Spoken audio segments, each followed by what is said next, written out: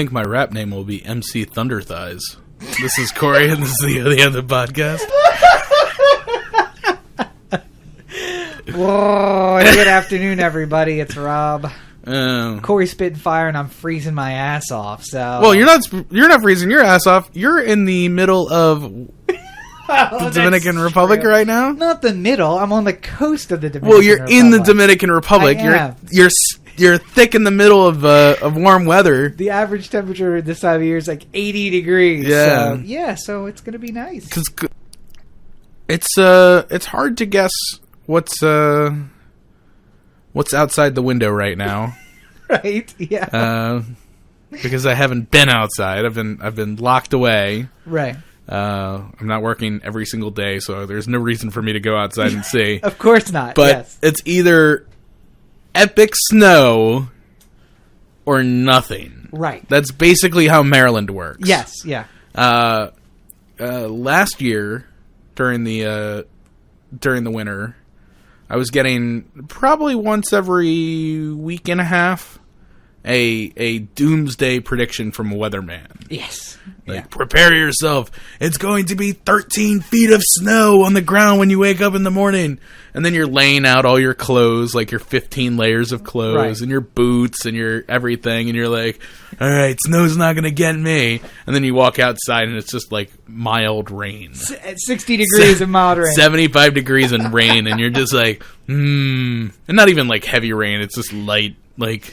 Well, and so I posted on Instagram, and if you're not following me, you should, at Robert N. Cheek, at LegendCB5 on Instagram. Enter the Anthem. And Enter the Anthem. Mobby nominated. We'll get to that. But no, so I posted last year because they were predicting like a foot of snow, and they canceled school 2 days early. And I walk out, and is there any snow on the ground? Nope. Mm-mm. It's raining. Nope.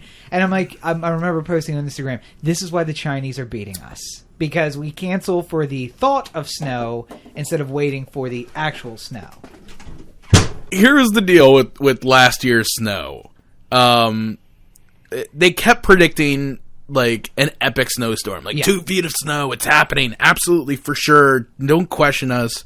They would cancel school. We'd go outside. It'd be rain. Right. It'd be 50 degrees and rain. Right.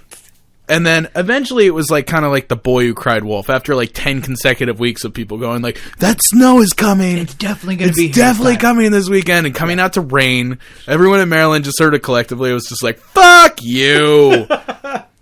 Yeah. And then the weatherman hit us with one of their like, and it was about this time last year because it was while I was on vacation, I think. I bought my car. I traded in the Subaru with its all-wheel drive. Yeah.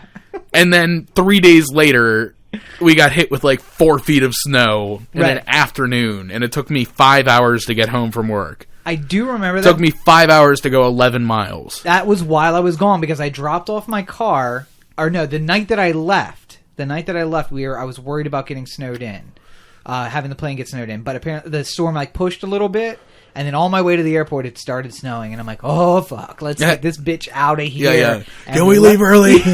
And we left, and then snow dumped. So, by the way, if you want snow in Maryland, apparently Rob needs to go someplace warm. Because that's the key. All right. So let's all start a fund that keeps Rob from going places. No. We need the opposite of that. You can get off work, and it'll be great. We'll call it the Rob Money Fund, and it'll just give Rob money so he stays here. The Human Fund. A fund for people. I think the problem with Maryland, though, is that if it's 2 inches of snow, people treat it just the same as if it's 2 feet of snow. Yeah, well, lose their minds. Yeah. When it was milky bread guy. Yeah. When it was 2 feet of snow, and it took me 5 hours to get home, there was no rules. Law did not apply. There were people like driving over elderly people going like, whatever, I'm going home. Driving down the wrong ways of the street. Mad Max Fury Road. Baltimore. Just one guy on the top of the thing playing guitar feverishly. But meanwhile, by the way, it works the opposite way too. Because if you remember 2009, when we moved into the apartment in Ridgely's Delight. I remember it well. They were saying, oh, listen, it's gonna rain a little bit, and we were like, well, should we put off the move? What should we do? And then they're like, There's no chance of snow. They're saying it's rain, and then but it's gonna pass. They kept saying like it's gonna pass. I get on the Bay Bridge in the U-Haul truck, and it's like blowing and blowing, and there's rain or there's snow coming down, and I'm like, this was a horrible idea. And snowpocalypse. Yeah, and it turned into back-to-back-to-back snowstorms over the course of like 16 days. Here's the story about the light rail. My car broke down. I know. Newsflash. The old car, though. The new car is really good. Yeah, well, this was even the old car. This was the Eclipse. Right. Yeah. The Eclipse broke down, and I had to take the light rail to work for a week. Yeah. Because I dropped it off at the shop, and they were just like, ooh, this is going to take a while, blah, blah, blah, blah. And I'm like, whatever. So I took the light rail to work for a week. I had to be at work at 7. Yeah. And from the times that I had taken the light rail from Timonium to... Baseball games. Yeah. It was like 45 minutes ride. So I said to myself, like, all right, if I'm there at 6, if I'm at the light rail at 6, then I should get to Cockeysville by about 7. Right. And they're aware of the fact that I'm taking the light rail. So if I'm late, they're not going to, give me crap about it, blah, blah, blah. And by the way, the first train runs at like 5:40. So, you weren't on the very first train. You were very close to the very first train. Runs earlier than that, I think. I thought for some reason that it wasn't running any earlier than that. No. I, in fact, actually know it runs earlier than that. Because the first day I went, I was at the light rail at 6 a.m. Yeah. Got on the light rail, and then I didn't get to work till 8. Yeah. And I said, okay, so it's going to take longer than I thought it would. Right. So tomorrow I have to be out here at 5 to get there on time. Yeah. I show up at 5. Guess what time I get there? 7:30. 8 o'clock. Yeah. And I started saying to them, like, I said, like, listen, I'm going to come to work when I can. This thing is completely unpredictable. I have no idea how long it's going to take me to get anywhere. Stay late. I'm not waking up any earlier than 5 a.m. to get here. Right. So I'm going to wake up tomorrow at 7 and get on the light rail, and I'll just be here when I be here. Right. And what time did you get there when you left at 7? Or at 6? Oh, yeah, 6, yeah. I got there at 7. Right. On the third day. And I'm just like, where's the logic? Where's the... Because it literally is passenger driven. Like, yeah. if people take forever to get off and get on, you just sit there. And it sits at fucking lights! The lights! It sits at lights! It's a train! Part of the reason why I never respected anybody's propositions for the red line was because the light rail that we have is fucking horrible. But the red line was it's perfectly fine for getting, like, if you need to get from point A to point B and you don't have a car. Yeah. I get it. But it's not a reliable... On the one axis of Baltimore, though. Right. If you work at Johns Hopkins and you live in Ridgely's Delight, there's a bit of a walk on both ends of those. Yeah. But it can get you vertically through, or north-south through the city. Right. Or to the airport, which is the only reason I ever use it. Or to baseball games. Yeah. Let's go over now. An update, week 2, on our social media. Once again, we are encouraging you to go out to find Oh the Anthem on Twitter, Mobby-nominated Twitter, Mobby-nominated Instagram, Facebook page, YouTube page. We're trying to get our subscriber numbers up and follower numbers up. So we've seen an uptick just in the last couple of days. That's great. Thank you guys for joining us on those networks. Just to give you an update, we are at 168 Facebook followers. Mm-hmm. And that's Oh the Anthem on Facebook. You can also follow the Oh the Anthem digital page. You can also follow Cory's personal page. I accept all friend requests from people who aren't Nigerian princes. But everybody else I accept. Assuming you have like some history on Facebook, I accept you. Exactly. Yeah. If it looks like you just created the profile today, I don't. Yes. That's basically my rule. And I also have a rule about beautiful women. If your profile picture is a little too hot, I don't believe for a second you're a real person. Well, you have to have some sort of like history to prove. Like if it's just a beautiful woman and all you have is a profile picture, no, not getting approved. Nope. But Oh the Anthem takes all followers, no matter what. Yeah, we don't even care. So just come in and like the page. If you need to get in touch with us, just do it there. Yes. Followers on Twitter, we are up to 240 on Twitter followers. Mm-hmm. So thank you guys for joining us on Twitter. That's at Oh the Anthem on Twitter. Mobby-nominated Twitter. Mobby-nominated Twitter. At LegendCB5. at Robert N. Cheek, so make sure you join us there. On Instagram, we are up to 73 followers. So again, at the Anthem, at Robert N. Cheek. What's yours? At Legend CB5. Is it on Instagram too? Okay, good. And then finally, most importantly, I think for our purposes here, you're enjoying the video. We're seeing that people are watching the video. Make your life easier. Subscribe to the Anthem YouTube account. And then when you're bored or whatever else, you log on to YouTube. It'll pop up right there at the top. Here, look at one of your subscribers has updated. And there or on that sidebar there, you'll see right. You've missed 2 videos from the Anthem, and you can just click on it and see what they are. And of course, because of the beautiful sidebar over to Corey's left-hand side, or Corey's right, your left as you're watching, you'll be able to skip just to the portions that you want to hear. So hopefully, we hope you listen to the whole thing, but if you're only here to listen to a part, that's your option there. We're up to 40 subscribers on YouTube. That's 4 more than we had last week. So thank you guys for stepping up and joining us. We are super excited on all those. And obviously, we are a audio podcast. Right. I mean, there is the video. There's a video aspect. Yeah. If you want to subscribe, iTunes, Stitcher, Dogcatcher, wherever your RSS feed of choice is, subscribe. And if there's the ability to rate, just give us a rating because it helps other people find us. So if you like us, rate. If you don't, then I assume you hate listening, which I'm fine with. At which point, just send any negative comments you might have directly at the source of that, which is at Robert N. Cheek on Twitter.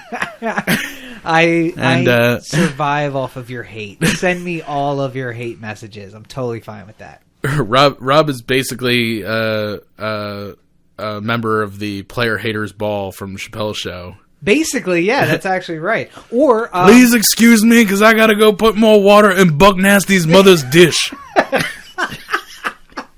Well, it's certainly going to be more exciting than the Democratic debate, which was a big fat nothing. Right. I was gonna. Did you actually watch that? I did watch that. And I was going to make the opposition that somebody that apparently the people do want is Bernie Sanders. Yeah. Who would have thought? Well, it's surprising. We talked extensively last week about how Debbie Wasserman Schultz is the devil, yes, is basically trying to hand wrap this election for Hillary by putting on debates at unusual times. It did actually end up being on a network. I saw that. It was actually on NBC. Yeah. Again, I saw nothing about it. There was no announcement it was happening. At the beginning, it was online only. And Debbie Wasserman Schultz also announced that all the superdelegates are basically going to Hillary already. So now Bernie wins the first New Hampshire, and he's already down by 300. So here's what's fun, though.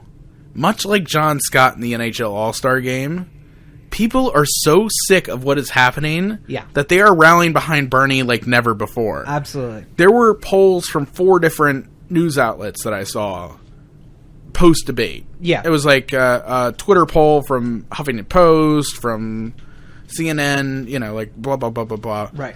Every single one of them had people voting who won the debate. And they all basically went the same way.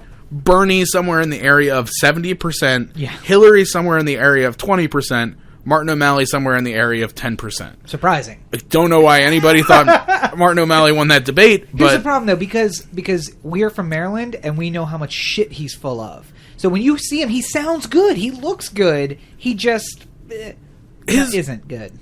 So many times he just straight up either lied or said something in a way that was like...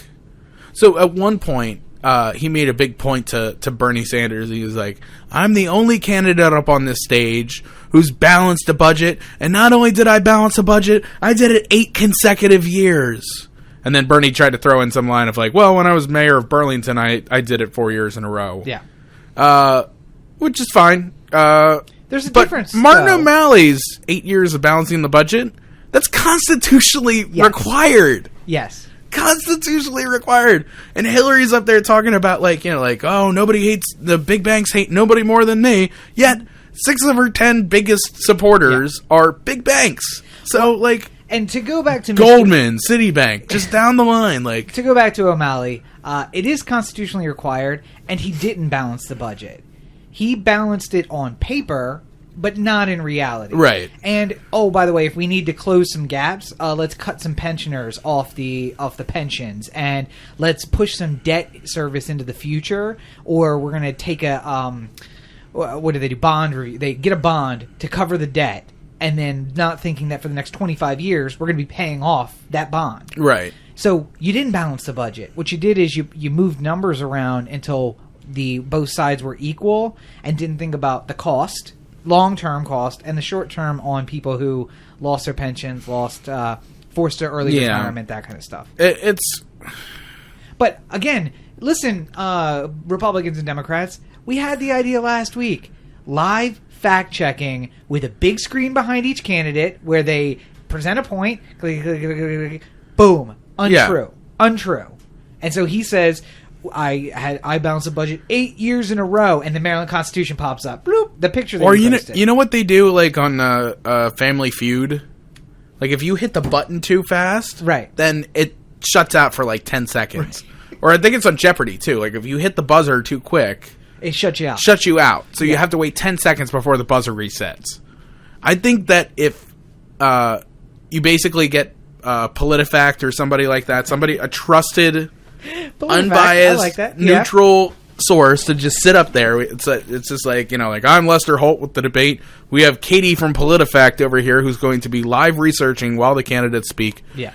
If at any point they say something that's untrue, their microphone will cut off for 5 consecutive minutes, and the light over them will darken. 5 minutes is a little long, I would say, because there's a lot of lies to be told. So let's just make it 10 seconds. Or you get blacked out for a question. And then maybe they just point the camera in the middle of Hillary talking about whatever. Light goes off.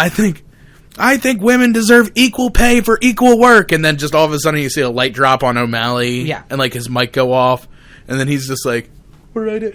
And then it'll just a little banner at the bottom. It's just fact check. Maryland is constitutionally required to balance their budget every single year. Well, see, and I don't know that that's a lie. What that it's not a lie, but it's kind of omission of the fact. It'd be like if I said, "Listen, I'm the best looking guy in Know the Anthem. Have been for every single year that we've been on the air." That's just patently untrue. That's an absolute lie. That's an absolute lie. If I'm one of two, then clearly it's not that right.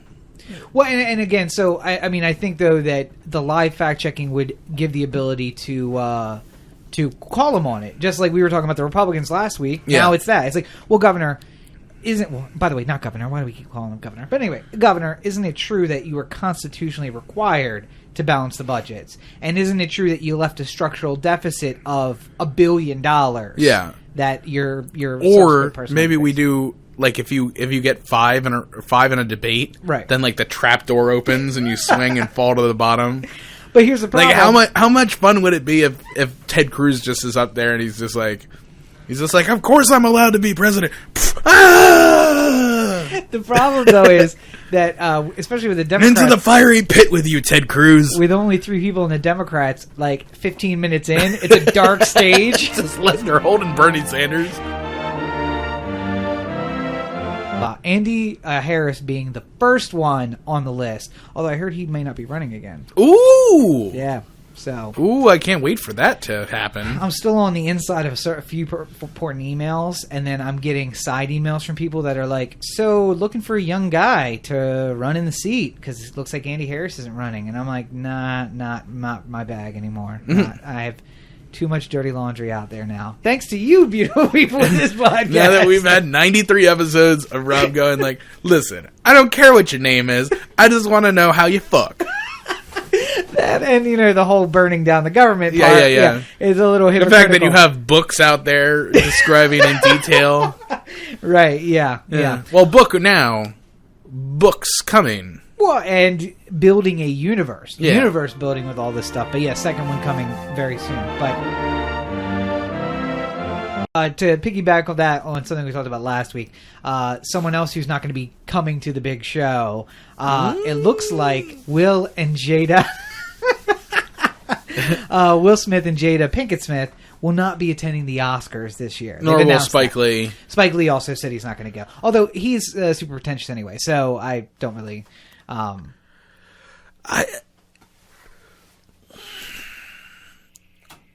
spoke about it last week. Yeah. George Clooney agrees with me. The issue, of course, being for the Smiths that there's a lack of diversity, and they're not going to support these Oscars. But George Clooney also chimed in this week. The problem is not with the Academy. Right. I mean, you can make the argument reasonably that there's a couple people who deserve to be nominated. We talked about Michael B. Jordan. Michael B. Jordan. We talked about Will is one of those. Will Smith. Yeah. We didn't mention Idris Elba, but he has gotten a lot of, like, I've seen a lot of people say, like, well, Idris Elba is one of the best actors we have going. Yeah. Why wasn't he nominated? Wasn't that a Netflix movie? Yeah. Beast of No Nation? Wasn't that a Netflix original? I want to say it was some online format. Netflix or Amazon, maybe. I'm going to look it up here real quick. Okay. But no, so Will and Jada said they're not coming because of lack of diversity. Spike Lee said he's not coming because of lack of diversity. And then Clooney chimed in and said, listen, we can't, basically what Cory said last week, we can't blame the Academy because there's not enough pictures with these, with minority parts in it, black and especially Latino parts. There's just not people there, which I don't know is all true because I think there were some good performances, but in the end, what it comes down to is that it's an all white faces on the best actor, best actress, and supporting on both sides as well. So whatever point they have, I don't know that you prove it by not showing up. I think that you prove it by showing up on the red carpet and stopping it every interview. Okay, so I'm just going to... Part of the reason why Idris Elba I love. Yeah. And I think he's one of the best actors we got going. I can tell you right now, just Googling it there. Yeah. The reason why that didn't get nominated for anything is because it's a Netflix movie. There you go. Yeah. And the Academy is going to hold a hard line against trying to allow Netflix in on their party. Right. The Emmys are already kind of like, there's sort of a sideways Hollywood joke talking about how the studios who've been making television shows forever are getting upset by digital streaming, Orange is the New Black, but transplanted. It took big stars going to Netflix to do that. It took Spacey and House of Cards, But, like, there was a period of time where... just with the Emmys and television, where they said, like, cable. Why would you want to be on a cable show? Right. And then cable shows started getting nominated for awards. And then premium cable, HBO, started getting nominated for awards. And then now we're in the streaming class is starting to get nominated and winning awards. Yeah. And I think it all makes for better television regardless. Yeah. I'm not tuning in at a time to watch anything either way. Right. But it doesn't really matter to television whether or not I watch when it comes out or if I pay $15 a month to watch it at my leisure. Yeah. Give a nomination to me. OhTheAnthem.com, Cory at OhTheAnthem.com, Oh The Anthem on Facebook, Twitter, Google+, YouTube, and the listener line, 443-219-7595. What's that number again? 443-219-7595. And you can find me on all your social networks at Robert and Cheek. Make sure you check out robertandcheek.com for links to all of the stuff that I'm doing, including links to the books, which are available on Amazon.